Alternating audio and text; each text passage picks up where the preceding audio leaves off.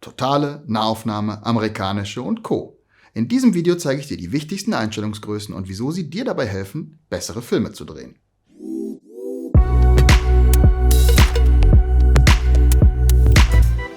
Wenn du einen Videodreh planst, musst du dir nicht nur überlegen, was du inhaltlich drehen willst, sondern auch, wie deine Bilder aussehen sollen. Eine der wichtigsten Fragen dabei: Wie viel von der oder den Personen vor der Kamera willst du im Bild sehen?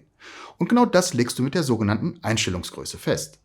Im Vorfeld zu definieren, ob du eine Person in einer Nahaufnahme drehen willst oder 12 Menschen in einer totalen, hat große Auswirkungen darauf, wie du Licht, Kamera, Objektiv und nicht zuletzt deine Darsteller planst. Um sich Klarheit zu verschaffen, was man braucht, helfen einem also Einstellungsgrößen.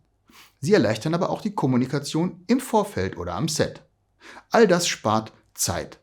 Zeit, die du besser dafür investieren kannst, an der Performance oder der Qualität deiner Aufnahmen zu feilen. Und nicht nur das, Einstellungsgrößen sind ein wichtiger Aspekt der Filmsprache an sich, sozusagen der DNA des Films.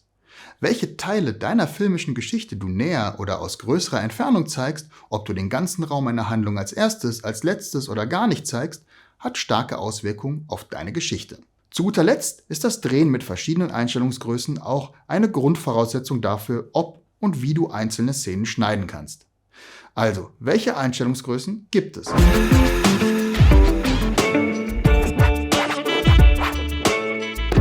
Die Totale, auf Englisch auch als Longshot, Wideshot oder Establishing Shot bezeichnet, ist ein Überblicksbild, in dem einzelne Personen nicht unbedingt erkennbar sind.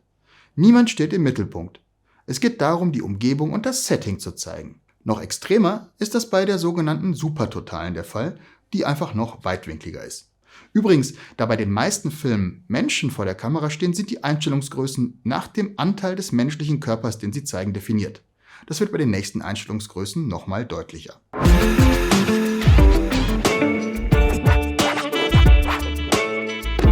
Die Halbtotale oder Medium Longshot zeigt eine oder mehrere Personen als Ganzes.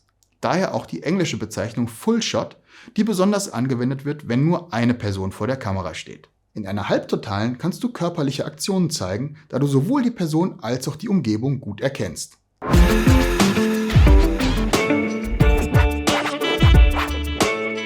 Die Halbnahe oder Medium Shot zeigt eine Darsteller von der Hüfte aufwärts. Eine besondere Form der Halbnahen ist die amerikanische. Angelehnt an amerikanische Westernfilme, bei denen auch der Pistolengürtel gut zu sehen sein sollte, zeigt diese Einstellungsgröße etwas mehr von der Person. Die Halbnahe allgemein ist gut einsetzbar für Dialogszenen oder wenn Aktionen auf Brusthöhe gezeigt werden, wie zum Beispiel die Gestik beim Sprechen oder eben das Ziehen einer Pistole.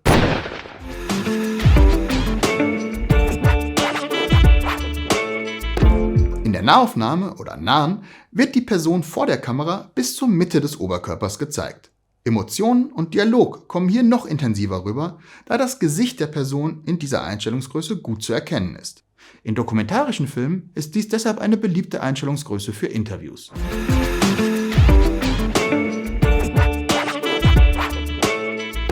Die Großaufnahme oder auf Englisch das Close-up zeigt den ganzen Kopf. Großaufnahmen sind emotional und wirklich nah am Darsteller dran. Emotionen müssen dabei keine extremen Gefühle wie Trauer oder Schmerz sein, auch der konzentrierte Blick bei der Arbeit oder ein zustimmendes Nicken bieten sich für Close-ups an.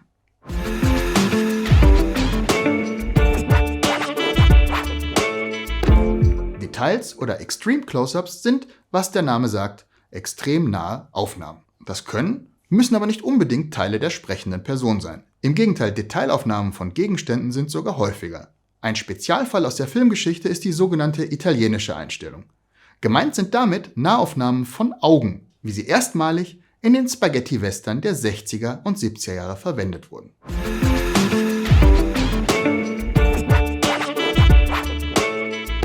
Die klassischen Einstellungsgrößen werden im Film schon lange verwendet und dafür gibt es gute Gründe. Am Ende sind sie aber ein Werkzeug, das dir dabei helfen soll, auf einfache Art bessere Filme zu drehen. Mehr Tipps, wie du zu besseren Kameraaufnahmen kommst, findest du übrigens im hier verlinkten Video. Wenn dir dieses Thema jetzt gefallen hat, lass uns also gerne ein Like und ein Abo da. Wir sehen uns beim nächsten Video von Mindmapped mit Videos mehr erreichen.